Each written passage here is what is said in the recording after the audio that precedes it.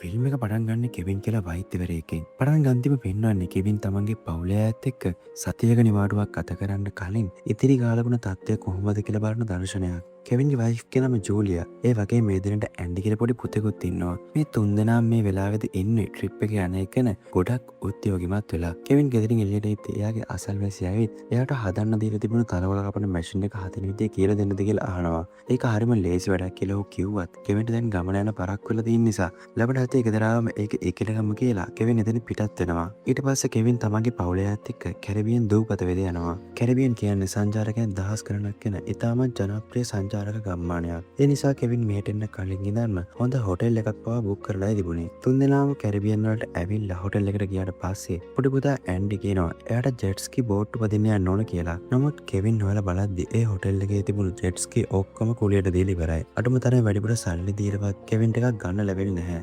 නමුත් ඊට මොහොතකට පස්සේ කෙවින් පෞද්ගලික බෝට්ටුවක් කුලියට දෙන තැනක් හොයාගෙන යනවා. එතනදී එයා සෑහෙන පරණ හැබැයි ලස්සන මෝටර් බෝට්ටුවක් කුලියට අරගෙන ජූලි සහ ඇන්ඩි එක්ක මුහුද පැත්තට යන්න පටන් ගන්නවා. එහෙන් පැයක් විතර මුහුද මැද්දට යද්දී ජූලිය පවසනවා අපි දැන් සෑහෙන දුර ඇවිත් තියෙන්නේ. ඒ නිසා ආයෙමත් හැරිලා යමු කියලා. ඒත් එතකොටම ඇන්ඩි ඈතින් තියෙන දූපතක් පෙන්නලා අර දූපතට ගිහින් යමු. ඒක ගොඩක් ළඟයිනේ කියලා කියනවා. දූපත ලේසියෙන් යන්න පුළුවන් වගේ පෙනුනත් මුහුද මැද තියෙන නිසා ජූලිය මුලින්ම ඒකට කැමති වෙන්නේ නැහැ. නමුත් ඇන්ඩි ගොඩක් ආසාවෙන් ඉල්ලන හින්දා අන්තිමේදී අය හරියනම අපි යමුකෝ කියලා එකඟ වෙනවා. ඊට පස්සේ මෙයාලා ඒ දූපතට ගිහින් බෝට්ටුවේ නැංගුරම් දාලා දූපත ගවේෂණය කරන්න පටන් ගන්නවා. හැබැයි බැලූ බැල්මට මේක සම්පූර්ණයෙන්ම පාළු හිස් දූපතක්. පෙනෙන විදියට අවුරුදු ගණනාවකින් කවුරුත් මේ දූපතේ ජීවත් වෙලා නැහැ. ඊළඟ සීන් එකෙන් පෙන්වන්නේ තුන්දෙනාම දූපතේ ටික වෙලාවක් ඇවිදලා ආයෙමත් හරියන බෝට්ටුව ස්ටාර්ට් කරන දර්ශනයක්. නමුත් කොයිතරම් උත්සාහ කළත් බෝට්ටුව ස්ටාර්ට් වෙන්නේ නැහැ. බෝට්ටුවේ තෙල් තියෙනවා. ඒ කියන්නේ එන්ජින් එකේ මොකක් හරි ලොකු දෝෂයක් සිද්ධ වෙලා තියෙනවා. ඒ නිසා කෙවින් බෝට්ටුවේ එන්ජින් එක බලද්දි ඔහුට පේනවා මේක තනිකරම තමන්ගේ අසල්වැසියගේ තනකොළ කපන මැෂින් එකේ එන්ජින් එක වගේමයි කියලා. අන්න එතකොට තමයි මෙයාට මතක් වෙන්නේ ගමන පිටත් වෙන කලින් මේ මැෂින් එක හදන විදිය කියලා දෙන්නම් කියපු වයස්ගත ඇසල්වැසියව. හැබැයි එදා ගමනට පරක් වෙන නිසා කෙවින් ඒක අහගත්තේ නැහැනේ. ඒ නිසා දැන් ඒ ගැන කල්පනා කරලා වැඩක් නැහැ. ටික වෙලාවකට පස්සේ ජූලියා ලොකු බලාපොරොත්තුවකින් කෙවින්ගෙන් අහනවා අපි මේ හිර වෙලා ආයෙත් බෝට්ටුව කුලියට දුන්න අය පොලිසියට පැමිණිලි කරයි නේද? ඊට පස්සේ පොලිසිය ඇවිත් අපි බේරගනි නේද කියලා. නමුත් කෙවින් පවසන්නේ බෝට්ටුව අතුරුදහන් වුණොත් ඒ මිනිස්සු කරන්නේ පොලිසියට යන එක නෙවෙයි ඉන්ෂුරන්ස් එකට කෝල් කරලා වන්ති මුදල ගන්න එකයි කියලා. කෙවින් ඒක කියද්දි ජූලියා හොඳටම බය වෙන පටන් ගන්නවා. ඒ නිසා කෙවින් පවසනවා සමහරට මෙතනින් වෙනත් බෝට්ටුවක් යන්න පුළුවන්. එහෙම යද්දී අපි උදව් ඉල්ලමු කියලා ජූලියාගේ බය අඩු කරන්න උපරිමයෙන් උත්සාහ කරනවා. ඊට අමතරව මමාට කොහොම හරි මෙතනින් බේර ගන්නවා කියලා ඔහු පොරොන්දු වෙනවා. නමුත් කෙවින් ඒ මොන දේ කිව්වත් ජූලියා දැන් ඉන්නේ හොඳටම බය වෙලා. මේ විදිහට තුන්දෙනාම දූපතට වෙලා අම්මගේ බලාගෙන ඉද්දි උදේ කාලය ගෙවිලා හවස් වෙනවා. හවස ගෙවිලා රෑ වෙනවා. නමුත් ඔවුන්ගේ බලාපොරොත්තු ටිකෙන් ටික ඈත් වෙලා යන විදිහට මේ වෙනකන් ඒ අසලින් කිසිම බෝට්ටුවක් ගමන් කරන්නේ නැහැ. හැබැයි දවසක් විතර මේ විදිහට ගෙවිලා ගියාට පස්සේ ඔවුන් ඈතින් යන බෝට්ටුවක් දැකලා අත් උස්සලා ගමන් උදව් කරන්න කියලා කෑ ගහනවා. නමුත් ඒ බෝට්ටුවේ සිට අය මුහුදේ ഘോഷාව නිසා කිසිම සද්දයක් ඇහුනේ නැහැ වගේ ඔවුන් දිගටම යාත්‍රා කරගෙන යනවා. මේ දූපත දිහා හැරලවත් බලන්නේ නැහැ. මේ සිදුවීමෙන් ඔවුන්ගේ අන්තිම බලාපොරොත්තුවක් නැති වෙලා යද්දි දැන් කෙවින්ට තේරුම් වෙනවා මෙතනින් බේරෙන්න නම් ඔවුන්ට මොකක් හරි දෙයක් කරන්න සිද්ධ වෙනවා කියලා. නමුත් කිසිම දෙයක් කරගන්න කලින් තවත් දවස් දෙකක් සම්පූර්ණයෙන්ම ගෙවිලා යනවා. දැන් කෑමක් වතුරක් නැති නිසා බඩගින්න නිසා විචලනය හේතුවෙන් පුංචි ඇන්ඩි අසනීප වෙන්න පටන් ගන්නවා. මේ පෙන්න තාත්තර නොමේ ඇන්ඩි ඉක්මනින්ම වෛද්‍ය ප්‍රතිකාර කරන්න සිද්ධ වෙනවා. ඒ නිසා කෙවින් දැඩි තීරණයක් අරගෙන බෝට්ටුව හබල් ගාලා හරි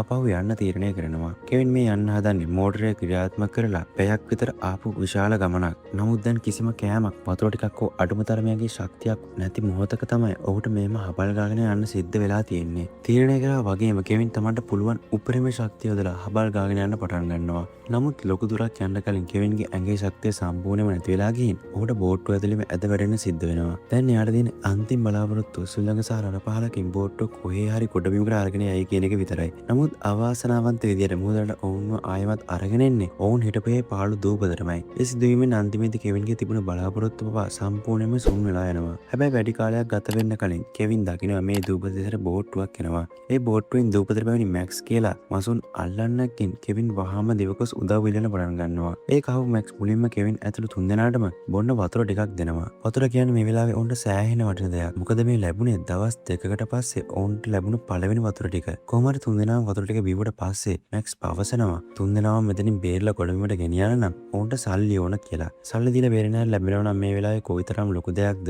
ඒ නිසා කෙවින් කියනවා මගේ ළඟ ඩොලර් 200ක් විතර තියෙනවා. මම මේ ඔක්කොම ඔයාලට දෙන්නම් කියලා. නමුත් කෙවින්ට හිතා ගන්නවත් බැරි විදිහට මැක්ස් ඉල්ලන්නේ ඩොලර් මිලියනයක්. ඩොලර් මිලියනයක් කියන්නේ පොඩි පහි ගාණක් නෙවෙයිනේ. කෙවින් වහාම පවසනවා මගේ ළඟ ඒ තරම් සල්ලියක් නැහැ. මගේ මුළු ඉතේ කිරීම ඔක්කොම එකතු කරලා තියෙන්නේ ඩොලර් 40000ක් විතරයි කියලා. නමුත් මැක්ස් එක ගණන් ගන්නවත් නැහැ. දැන් කෙවින්ට මෙතනින් බේරෙන්න තියෙන එකම ක්‍රමය කොහොම හරි ඒ සල්ලි ටික හොයාගන්න එක විතරයි. ඒ නිසා අන්තිමේදී කෙවින් එකඟ වෙනවා. හරි මම ඔයා කියන ගාණ ගෙවන්නම්. හැබැයි මුලින්ම අපිව මෙතනින් බේර ගන්න කියලා. හැබැයි කෙවින් එහෙම කියනවත් එක්ක මැක්ස් කරන්නේ කෙවින්ට ඔළුවට පාරක් ගහලා ඌව සිහිය නැති කරන එක.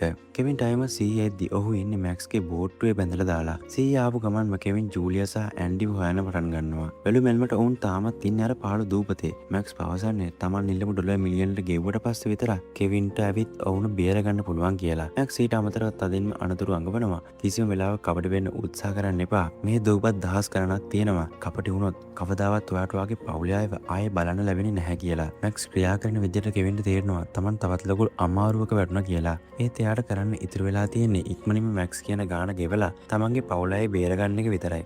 මැක්ස් කෙවින්ව විතරක් ගොඩබිමට අරන් ආපු ගමන්ම කෙවින් තමන් අඳුරන හැමෝටම කෝල් කරලා සල්ලි ඉල්ලන්න පටන් ගන්නවා. නමුත් කොයිතරම් කෝල් කරත් එයාට අන්තිමේදී එකතු කරගන්න පුළුවන් වෙන්නේ ඩොලර් 93000ක් විතරයි. මේ ගණන මැක්ස් ඉල්ලන ඩොලර් මිලියන ලං වෙන්නවත් මදි. ඒත් පුළුවන් උපරිමය කරලත් කෙවින්ට එකතු කරගන්න පුළුවන් වෙන්නේ මේ ගාණ විතරයි. කොහොම හරි කෙවින් මේ සල්ලි ටික ගන්න බැංකුව ඇතුළට යද්දි එයාට පොඩි අයිඩියා එකක් එනවා. එයාම කෙවින් සල්ලි ටික අරගෙන ඇවිත් මැක්ස්ට මෙහෙම කියනවා මේ සල්ලි ටික අරගෙන මටයි මගේ පවුලයටයි යන්න දෙන්න. එහෙම නැතිනම් මම මෙතන හැමෝම ඉස්සරහා කෑ ගහලා ඔයා පොලිසියට අල්ලලා දෙනවා කියලා. මැක්ස් හොඳටම බය කරනවා. ඒකත් එක්ක මේ තියෙන ගණන්ට එකඟ වෙන මැක්ස්ට සිද්ධ වෙනවා. සල්ලි ටික ලැබුණාට පස්සේ මැක්ස් කෙවින්ව වෙනත් බෝට්ටුව කැබින් එකට දාලා ලොක් කරනවා. එතකොට කෙවින් අහනවා මම ඔයාලට සල්ලි දුන්නා. දැන් ඔයා මොකක්ද මේ කරන්නේ කියලා. බලද්දි මැක්ස් මේ වැඩේ කරන්නේ එයාගේ ආරක්ෂාව වෙනුවෙන්. එයාගේ ප්ලෑන් එක තමයි කෙවින් මේ ඉන්න බෝට්ටුව අර දූපතට ළඟට දාලා එයා ඉක්මනින්ම සල්ලිත් තරම් පැනලා යන එක. ඊට පස්සේ කෙවින්ට පුළුවන් මේ බෝට්ටුව ගිහින් ජූලියා සහ ඇන්ඩිව බේරගන්න. නමුත් ගමනේ භාගයක් විතර ගියාට පස්සේ මැක්ස් හදිස්සියෙන් බෝට්ටුව නවත්තලා කෙවින් ඉන්නේ ඒ බෝට්ටුව සිදුරු කරලා වතුර පුරවන්න පටන් ගන්නවා. බලද්දි මැක්ස්ගේ ඇත්තම ප්ලෑන් එක වෙලා තියෙන්නේ මුහුද මැද්ද කෙවින්ව බෝට්ටුව එක්කම ගිලවලා මරලා දාන එක. ඒතර කවදාවත්ම කෙවින්ට මැක්ස්ගෙන් පරිගන්නව මේ ගැන කාටවත් කියන්න ලැබෙන්නේ නැහනේ. නමුත් එහෙම වුණොත් තමන්ගේ වයිෆ් අය දරුවට අර පාළු දූපතේ කැම නැතුව මැරලා යන සිද්ධ වෙන නිසා කෙවින් එහෙම කරන්න එපා කියලා මැක්ස්ෙන් අඬමින් අයදිනවා. නමුත් මැක්ස් කෙවින්ව ගණන් ගන්නවත් නැහැ. දැන් කෙවින්ට තමන්ගේ ජීවිතේ බේර ගන්න තියෙන එකම ක්‍රමය තමයි හිතා ගන්නවත් බැරි වේගයකින් වතුර පෙරෙන ඒ බෝට්ටුවේ කැබින් එකෙන් කොහොම හරි එළියට එන එක.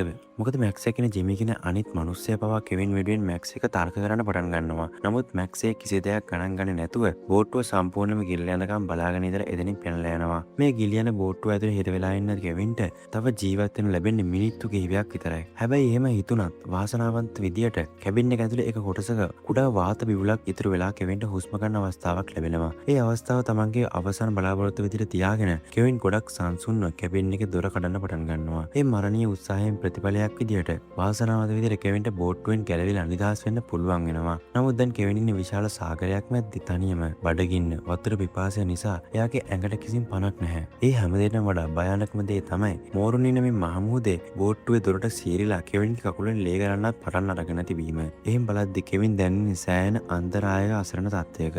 නමුත් ආශ්චර්යමත් විදියට ඒ අසරණ ගිය වෙනත් බෝට්ටුවකට අය කෙවින දැකලා ඔහුව බේරගෙන පහම හොස්පිටල් එකට අරගෙන යනවා. නමුත් දැන් ලොකුම ප්‍රශ්නේ තමයි අර පාළු දූපතේ අතරමං වෙලා ඉන්න ජූලියා සහ ඇන්ඩිට මොනවා වෙලා ඇද්ද කියන එක.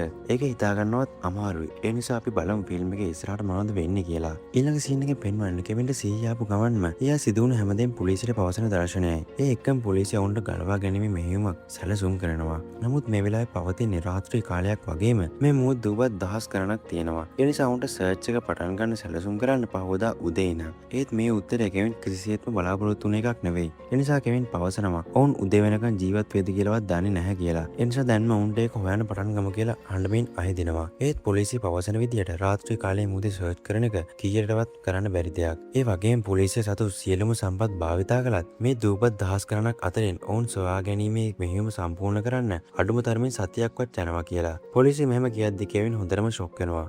මොකද සතියක් තියා තව දවස් දෙකක්වත් ඔවුන්ට කෑම වතුර නැතුව ජීවත් වෙන්න පුළුවන්ද කියලා කෙවින්ට ලොකු විශ්වාසයක් නැහැ. මේ අතර මේ නඩුව ජෝර්ජ් කියලා රහස් පරීක්ෂකයෙක්ට පැවරෙනවා. ඔහු පවසන්නේ මුලින් මැක්ස් සහ ජෙමීව හොයාගමු කියලා. නමුත් එතනින් පස්සේ ජෝර්ජ් කෙවින්ට උදව් කරනවා වෙනුවට කෙවින්ගේම සැකපිට කරන්න පටන් ගන්නවා. ඔයාගේ වයිෆ් එක රණ්ඩුවක් කරගත්තද? මෑතකදී ඇයගේ නම රක්ෂණයක් ඔප්පුවක් හරි මොකක් හරි ගත්තද කියලා ඔහු අහනවා. ඒක අහන කෙවින්ට හොඳටම කේන්ති ගිහින් ඔයාගේ මුල්ලේ හොඳ නැද්ද කියලා අහනවා වගේම දැන් මෙතන මගෙන් ප්‍රශ්න කරන එක නවත්තලා ඉක්මනින් මැක්ස් සහ ජෙමීව හොයාගන්න කියලාත් ඔහු කෑ ගහනවා. ඒත් රහස් පරීක්ෂකයා පවසන්නේ ඒ මිනිස්සු කෙවින් කියපු නම් දෙක ඔවුන්ට ඇත්තටම නමක් වෙන්න බෑ කියලා. මොකද රහස් පරීක්ෂක ජෝර්ජ් පවසන විදිහට කැරිබියන් කියන්නේ සෑහෙන අපරාධ සිදුවෙන තැනක්. ඒ වගේම මේ අපරාධ වලින් බහුතරයක්ම කරන්නේ නීති විරෝධී සංක්‍රමණිකයින්. ඒ නිසා පොලිසිය ළඟ ඒ මිනිස්සු ගැන කිසිම වාර්තාවක් නැහැ. එහෙන් බලද්දි පොලිසියට උන් හොයාගෙන ලුහු බඳින එක එච්චර ලේසියෙන් කරන්න පුළුවන් වැඩක් නෙවෙයි. නමුත් ජූලියා සහ ඇන්ඩිගේ ජීවිතේ මේ වෙද්දී තියෙන්නේ ඊටමත් ලොකු මරණීය අවදානමක් උඩ. කෙවින් ඒ නිසා තවත් බලාගෙන නොසිට තනියම හරි මැක්ස් සහ ජෙමීව සොයාගන්න දැඩිව තීරණය කරගන්නවා. ඒ වගේම ඔහු කැරිබියන් දූපත්වල සිතීමකුත් print කරගන්නවා. මොකද කෙවින්ට දැන් තවදුරටත් කාලය අපත යන්න ඉතුරු වෙලා නැහැ. කොහොම හරි මැක්ස් කියන්නේ දීවරයෙකින්ද කෙවින් කෙලින්ම එහි තියෙන මාළු මාකට් එකට ගිහින් මිනිස්සුන්ගෙන් මැක්ස් කියලා කෙනෙක්ව දන්නවද කියලා අහනවා.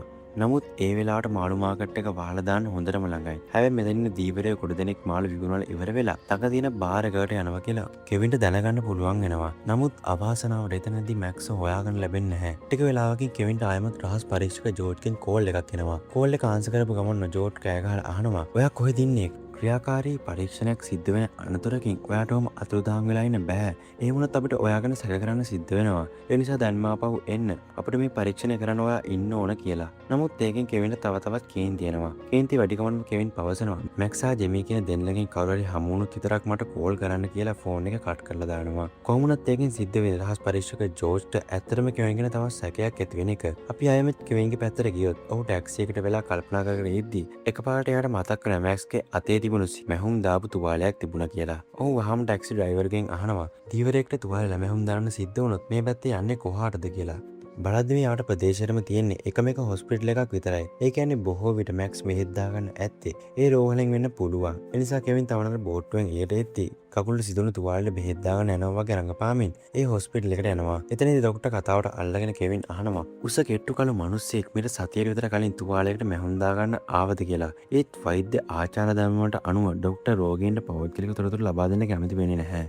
හැඟීම් බර වෙන කෙවින් තමන්ගේ පින්සා දරුවගේ ජීවිත මේ වෙලාවේ ලොකු අනතුරක තියෙන කියලා පැහැදිලි කරලා දුන්නට පස්සේ ડોක්ටර් සාද්ද නැතුව පොඩි වෙලාවක් කැබින් එකේ එළියට ගිහින් කෙවින්ට වරින් ඒක බලන්න අවස්ථාවක් දෙනවා. ඒ ලැබුණු අවස්ථාවෙන් උපරිම ප්‍රයෝජන ගන්න කෙවින් වහාම රෝහලේ කම්පියුටර් ළඟට ගිහිල්ලා මැක්ස්ගේ තුවාලේ සිදුණු කාලය වයස උස මහද දේවල් ඇතුළත් කරලා විස්තර හොයන්න පටන් ගන්නවා. ඒ සීමින් කෙවින්ට අන්තිමේදී සමන් හොයපේ මිනිස්සයව හම්බෙනවා. එයාගේ ඇත්තම නම තමයි මිගෙල්. ඒ වගේම ගොඩක් වාසනාවන්ත විදියට මිගෙල් ජීවත් වෙන ගෙදර ඇඩ්‍රස් එක වුණා පරිගණක තත්ත්ව වලින් හොයාගන්න කෙවින්ට පුළුවන් වෙනවා. ඊට පස්සේ කෙවින් ලොකු බලාපොරොත්තු රාශියක් හිතේ තියාගෙන මිකෙල්ගේ ලිපිණියට යනවා. නමුත් ඒ ගෙදර ඉන්න කාන්තාව ගත් කරටම පවසන්නේ මෙහෙම කෙනෙක් මෙහෙ නැහැ කියලා. ඒත් කෙවින් මේ කතාව සතපහකටවත් විශ්වාස කරන්නේ නැහැ. මොකද ගෙදර බිත්තියේ මිකෙල්ගේ ෆොටෝ එකක් ගහලා තියෙනවා ඔහු දකිනවා. ඒ කියන්නේ අනිවාර්යයෙන්ම මේ මිකෙල්ගේ ගෙදරම තමයි. අන්න එතකොටම මිකෙල් ගෙදර ඇතුළට එන අතරේ මෝද කිල්ලම් මරන්න හදපු කෙවින් Taman ඉස්සරහා ඉන්නව දැකලා හොඳටම ෂොක් වෙනවා. Taman ඔහු තප්පරයක්වත් අපතේවක් නැතුව වහම පීයක් අතට අරගෙන කෙවින්ට ඇටැක් කරන්න පටන් ගන්නවා. හැබැයි කෙවින් නැවිත් තියෙන මේ වගේ ඕනම දෙයකට ලෑස්ති විට වෛද්‍ය ශල්‍යකර්ම පීයක් ළඟ තියාගෙන. ඒ නිසා මේ දෙන්න අතර ලොකු දරුණු සටනක් ඇති වෙනවා. අවසානයේ නතර වෙන්නේ කෙවින් අතින් මිගෙල්ට පී යනමකුත් සිදු වුණාට පස්සේ. හැබැයි ඒත් එක්ක මිගෙල්ගේ වයිෆ් මෙතනට හරස් 3ක් අරගෙන ඇවිත් කෙවින්ට තර්ජනය කරන්න පටන් ගන්නවා. ඒක දැකපු කෙවින් ශනිකව මිගෙල්ගේ පොඩි දුව ප්‍රාණපේට අරගෙන ඇන්ඩි සහ ජූලියා ඉන්නේ මොන දූපතේද කියලා අහනවා. නමුත් එතන සිද්ධ වෙන්නේ මිගෙල්ගේ පවුලේ අය කිසිම වෙලාවක බලාපොරොත්තු නොවුණු කේද වචකයක්. මොකද කලබලුණු මිගෙල්ගේ වයිෆ් අතින් අරස් දුන්න ලීවරය අතහැරලා ඒකෙන් පිරුණු ඊතල කෙලින්ම ගිහින් වදින්නේ මිගෙල්ගේ දුවගේ ඇඟේ. ඒ සිදුවීමෙන් කෙවින්ගේ ඇඟවල ලොකු තුවාලයක් වෙලා ඔහුගෙන් හොඳටම ලේ කරන්න පටන් ගන්නවා. ඔහු බිමට ඇදගෙන වැටෙනවා. ඒ අතර මිගෙල්ට දකින්න ලැබෙන්නේ තමන්ගේ දුව තමන් ඉස්සරහා මැල්ල වැටෙන විදිය. ඒ සිදුවීමෙන් මිගෙල්ට හොඳටම කේන්ති ගිහින් ඔබ මගේ දුව මැරුවා කියලා කෙවින්ට කෑ ගහන්න පටන් ගන්නවා. බාවෙලා ඉන්න කෙවින් තමන් අතින් වරදක් උනේ නැති බවත් සිදුවුණ ඇත්තම දේ පැහැදිලි කරන්න උත්සාහ කරනවා. නමුත් මේ වෙලාවේ මිගෙල්ට ඒව අසීමිත සිහියක් නැහැ. ඉතින් වෙන කරන්න දෙයක් නැති නිසා කෙවින්ට තමන්ගේ ආත්ම ආරක්ෂාව වෙනුවෙන් මිගෙල් එක්ක සලන් කරන්න සිද්ධ වෙනවා. බලාපොරොත්තු නොවුණු විදිහට ඒ සටන සිදු වෙන අතරතුරදී කෙවින් අදින් මිගෙල් ජීවිතක්ෂයට පත් වෙනවා. කොහොම හරි ඉතාමත් නරක වෙලාවට වගේ පොලිසියත් මේ වෙලාවෙම කෙවින්ගේ සොයාගෙන මිගෙල්ගේ ගෙදරට කඩා වදිනවා. පොලිසිය ඇතුළට එද්දී ඔවුන්ට දකින්න ලැබෙන්නේ මනසිරු දෙකක් සහ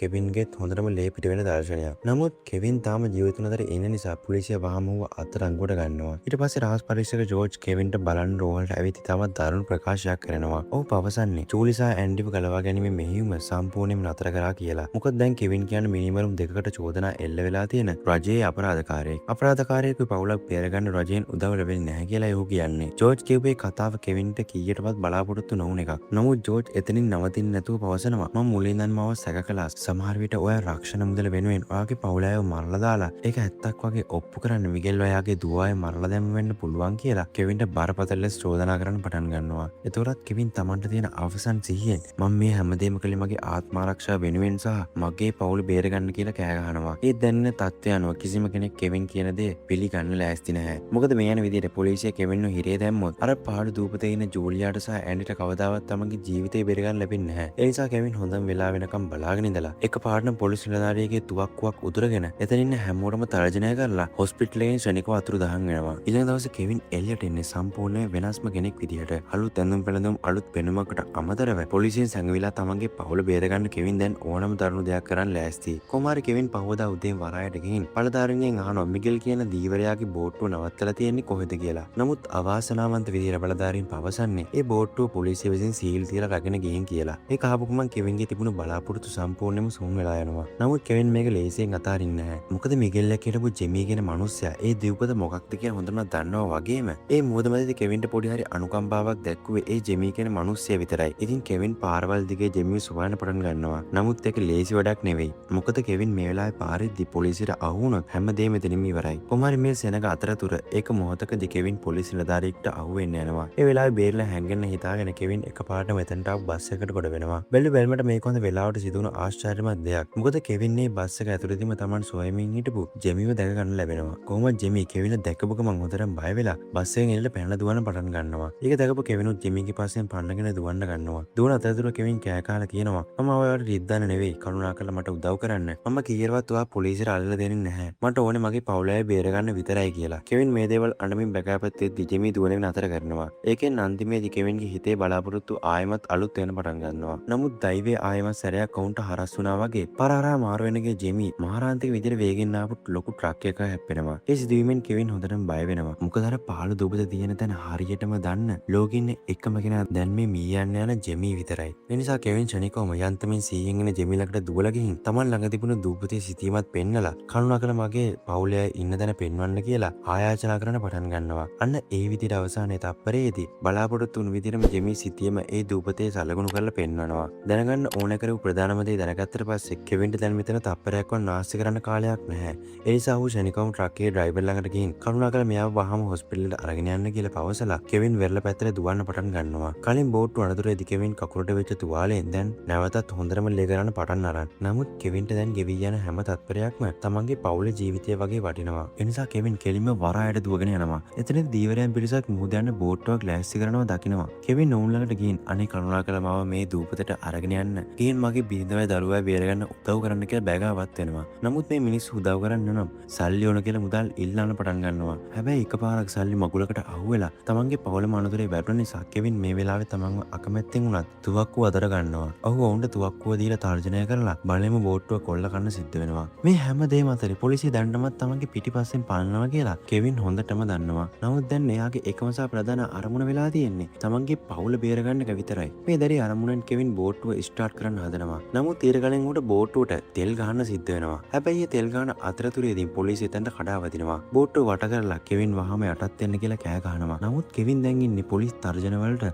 තමන්ගේ ජීවිතයවත් ගණන් ගන්න පුළුවන් තත්ත්වයක නෙවෙයි. ඒ නිසා ඔහු වටපිට බලන්නේ නැතුව තෙල් පුරවගෙන බෝට්ටුවෙන් අර දූපත දෙසට යන්න පිටත් වෙනවා. කෙවින් බෝට්ටුව පදවගෙන යද්දි පොලිසිය අවසන් වතාවට අනතුරු අඟවමින් පවසනවා කියන දේ ඇහුවේ නැත්නම් වෙඩි තියන්න වෙනවා කියලා. නමුත් පොලිසියෙන් මොන දේ කිව්වත් කෙවින් දැන් මේ ගමන නතර කරන්න කිසිම විදියකටවත් නැහැ. කොහොමරි වැඩි වෙලාවක් යන්න කලින් පොලිසිය බෝට්ටුව දරුණු ලෙස වෙඩි තියන්න පටන් ගන්නවා. ඒ වෙලාවේ කෙවින්ගේ ඇඟ අසලින්ම වෙඩි උණ්ඩ පවා යනවා. ඒ වගේම පොලිසිය ළඟ තියෙන සාමාන්‍ය තුවක්කු නෙවෙයි අධි බලති රයිෆල්. ඒ කියන්නේ මේ ගෙවිලෙන හැම තත්පරයක්ම කෙවින්ට දැනෙන්නේ තමන්ගේ ජීවිතයේ අවසානයේ ළඟා වෙලා වගේ. නමුත් කෙවින් ඊට පස්සේ දකිනවා මේ බෝට්ටුව ගොඩක් වේගෙන් යන්න පුළුවන් ඩුවල් එන්ජින් බෝට්ටුවක් කියලා. ඔහු ශනික වේගයේ තිබුණ අනෙක් එන්ජින් එකත් ස්ටාර්ට් කරනවා. ඒක ස්ටාර්ට් කරපු ගමන්ම පොලිසිය හිතා ගන්නවත් බැරි විදියට බෝට්ටුව අධික වේගයෙන් ඉදිරියට ඇදිලා ගිහින් අන්තිමේදී සිසිජය කෙළවරේ අතුරුදහන් වෙලා යනවා. ඒ දර්ශනය හරියට නිකන් තනි බලාපොරොත්තුවකින් පසුපස හඹා යන වීරයෙකුගේ ගමනක් වගේ. දැන් කෙවින් තමන්ගේ පවුලේ ඉන්න දුප්පතට හොඳටම ලං වෙලා. ඒ හැම දේත් එක්ක ජූලියා සහ ඇන්ඩි තාමත් ජීවතුන් අතර ඇති කියන එක විතරයි කෙවින්ගේ හිතේ ඉතුරු වෙලා තියෙන එකම එක බලාපොරොත්තුව. කෙවින් දුප්පතට ගිය ගමන් ඉතාමත් කලබලෙන් සහ බියෙන් හැමතරම ඇන්ඩි සහ ජූලියාව හොයන්න පටන් ගන්නවා. වාසනාවට වගේ ජූලියා සහ ඇන්ඩි තාමත් යන්තමින් වගේ ජීවතුන් අතර ඉන්න ඔහු දකිනවා. නමුත් දවස් ගණනක් කෑම වතුර නැතුව අවුල් වේලුණු නිසා ඔවුන්ට හෙලවෙන්නවත් පණක් නැහැ. හැබැයි ඔයාලට මතක ඇති කෙවින් කියන්නේ දක්ෂ වෛද්‍යවරයෙක්. ඉතින් ඔහු තමන්ගේ වෘත්තීය දැනුම පාවිච්චි කරලා මුල්ම පරීක්ෂා විදියට දැඩි ලෙස විචලන වෙලා ඉන්න ජූලියාව සහ දරුවාව පරීක්ෂා කරනවා. වහම් බෝට්ටුවෙන් වතුර ටිකක් අරගෙන ඇවිත් ඔවුන්ට පුවන්න පටන් ගන්නවා. ඒ විදියට තමන්ගේ නොපසුබට උත්සාහය සහ පරිශ්‍රමය නිසා කෙවින් අවසානයේ තමන්ගේ ආදරණීය පවුල ජීවිතය සැබවින්ම බේර ගන්නවා. නමුත් ඒ සතුට අතරේ කෙවින් ඇන්ඩි දිහා බලද්දි ඔහු දකිනවා ඇන්ඩි හුස්ම ගන්න එක නතර කරනවා කියලා. ඒ නිසා කෙවින් ශනිකව තමන්ගේ පුතාගේ පපුව තද කරලා CPR ලබා දෙන්න පටන් ගන්නවා. තත්පරයක්වත් නතර කරන්නේ නැතුව දෙවියන් වහන්සේ කානලාව කරන ගමන් ඔහු දිගටම ඒ වෙනුවෙන් මහන්සි වෙනවා. එහෙම කරද්දී අන්තිමේදී ඉතාමත් වාසනාවන්ත විදියට ඇන්ඩි නැවතත් හුස්ම ගන්න පටන් ගන්නවා. මේ වෙලාවේ තාත්තා කෙනෙක් විදියට කෙවින්ට දැනෙන සතුට වචන වලට හිතා ගන්නවත් බැරි තරම්. නමුත් කෙවින්ට මෙතනදී තවත් නාස්ති කරන්න කාලයක් නැති නිසා ඔහු මුලින්ම ඇන්ඩිට බෝට්ටුව ලාගෙන ගිහින් තියෙනවා. ඊට පස්සේ ජූලියාවත් අරගෙන යන්න නැවතත් වෙරළට එනවා. නමුත් මිකෙල්ගේ ගෙදරට සිදුණු දරුණු ගැටුමින් බඩට ඇති වුණු තුවාලය නිසා කෙවින් දැන් ඉන්නේ කකුල් දෙක වෙවුන තරමට දුම්වල වෙලා. මොකද දවස් ගණනාවක් කෙවින්ටත් හරියාකාර ආහාරයක් හෝ වතුර පොඩක්වත් නැහැ. ඉතින් එයාගේ ඇඟේ තිබුණ අවසන් ශක්ති බිඳුවක් දැන් වියකිලා ගිහින් අවසන්. ඒත් එයා කොහොම හරි තමන්ගේ උපරිම ධෛර්යය එකතු කරගෙන ජූලියාවත් වඩාගෙන බෝට්ටුව දෙසට යන්න පටන් ගන්නවා. ඒත් බෝට්ටුවට යන්න තව පොඩි දුරක් තියෙද්දි කෙවින්ට එකපාරට වැලිමත ඇදගෙන වැටෙනවා. ඔහු මෙතෙක් වෙලා මරණයට විරුද්ධව සටන් කළා. අපරාධකරුවන් සොයාගෙන ගියා. පොලිසියෙන් පැනලා ආවා. අන්තිමේදී බෝට්ටුවකුත් කොල්ල කාගෙන මේ පාළු දූපත සොයාගෙන ආවා. දැන් ඉතුරු වෙලා තියෙන්නේ මෙහෙන් බේරිලා යන එක විතරයි. නමුත් ඊට මොහොතකට කලින් ජූලියා එක්ක වෙරළේ වැටලා ඉන්න කෙවින්ට සිහිය නැති වෙන්න පටන් ගන්නවා. ඔහු තමන්ගේ අවසාන මොහොතේදී මට සමා වෙන්න, මට ඔයාලව බේරගන්න බැරි වුණා කියලා පවසනවත් එක්කම කෙවින්ගේ ඇස් දෙක පිය වෙලා යනවා. අන්න ඒ තීරණාත්මක මොහොතේදී ලොකු බලාපොරොත්තුවක් සහගත සද්දයක් එක්ක ඒ දූපත ඇසට පොලිස් හෙලිකොප්ටරයක් පියඹල එනවා දකිනවා. බලද්දි පොලිසිය කොහොම හරි කෙවින්න ලුහු බැඳගෙන මේ දූපතරම ඇවිත් පොලිසියට වෙරළේ වැටලා ඉන්න මේ පවුල දැකලා ඔවුන් හෙලිකොප්ටරේ දූපතට ගොඩ බාන පටන් ගනිද්දි කෙවින්ගේ ඇස් දෙක යන්තම් වගේ ඇරෙනවා. කොහොම හරි මේ පවුල තුන්දෙනාම තාමත් ජීවතුන් අතර ඉන්නවා වගේම අවසාන වශයෙන් තුන්දෙනාම දැන් සුරක්ෂිතයි කියලා අපිට කියන්න පුළුවන්. ඉතින් කතා අවසානයේදී කෙවින් මෙච්චර නීති පද්ධතියක් කඩ කරපු හින්දා පොලිසියෙන් පැනලා ආපු හින්දා වගේම පොලිස් තුවක්කුවකුත් පැහැරගෙන ආපු හින්දා ඔහුට අත්අඩංගුවට ගනීද? ඒත් කෙවින්ට මේ නීතිමය ප්‍රශ්න කිසිම දෙයක් වැඩක් නැහැ. මොකද එයාගේ පළවෙනිම සහ එකම අරමුණ උනේ Tamanගේ බිරිඳ සහ දරුවා බේර ගන්න එක විතරයි. ඔහු ඒක සාර්ථකව අවසන් කළා. නීති පද්ධතියට සහ පොලිසියට කරගන්න බැරි වුණ දේ ඔහු තනියම හරි කරලා පෙන්නුවා. ඒ හැමදේත් එක්ක බලද්දී මේ තරම් ලොකු ගලවා ගැනීම මෙහෙයුමක් තනියම ප්ලෑන් කරලා කොහොම හරි අන්තිමේදී ජූලියාව සහ ඇන්ඩිව බේරගත්තේ කෙවින් වීරයෙක් නිසා නෙවෙයි. ඔහු ආදරණීය තාත්තා කෙනෙක් සහ සැමියෙක් නිසා. එහෙන් බලද්දී ඕනෑම මිනිස්සෙට නියම ධෛර්යයක් සහ උවමනාවක් ඇති වුණොත් කරන්න බැරි දෙයක් නැහැ. කෙවින් එක තත්පරයක් හරි අනිත් අය ගැන විශ්වාස තියලා පොලිසිය ඇවිත් තමන්ගේ පවුලේ බේරගනී කියලා බලාගෙන හිටියනම් එයාට කිසිම දවසක තමන්ගේ පවුලේ පණ පිටින් දැක ගන්න ලැබෙන්නේ නැහැ. තනියම හරි මේක කරනවා කියන දැඩි අදිෂ්ඨානයෙන්. ඉතින් යාළුවනේ තවත් මේ වගේ ලස්සන මූවි රිව්ස් බලන්න වීඩියෝ එක ලයික් කරලා ඔයාලගේ අදහස් කමෙන්ට් කරලා අපේ channel එක subscribe කරන්න. තවත් දවසක මේ වගේ සුපිරි මූවි රිව් එකකින් ආයෙත් හමු වෙමු. ඔයාලා හැමෝටම සුබ දවසක්.